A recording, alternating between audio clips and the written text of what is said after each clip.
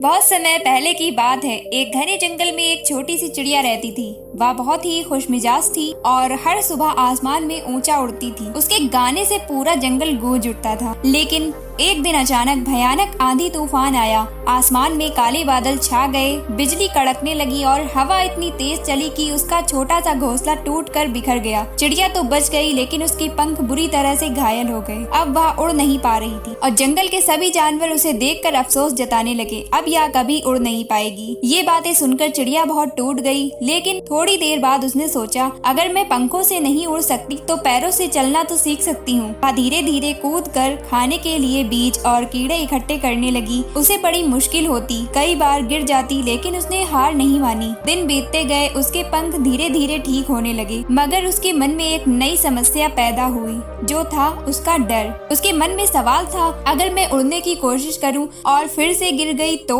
वह कई दिनों तक केवल आसमान को देखती रही। वह उड़ना चाहती थी, लेकिन हिम्मत नहीं जुटा पाती थी। फिर एक सुबह उसने देखा कि उसके जैसे छोटे छोटे बच्चे पंछी भी डर को पीछे छोड़कर ऊंचाई पर उड़ने की कोशिश कर रहे थे। कुछ गिरते, कुछ फिर उड़ जाते, लेकिन सब कोशिश कर रहे थे। उसके दिल ने कहा, डर के साथ जीना असली गिरावट है, उड़ने की कोशिश करना ही असली जीत है। उसने हिम्मत जुटाई, पंख फैलाए और जमीन में उड़ने की कोशिश की।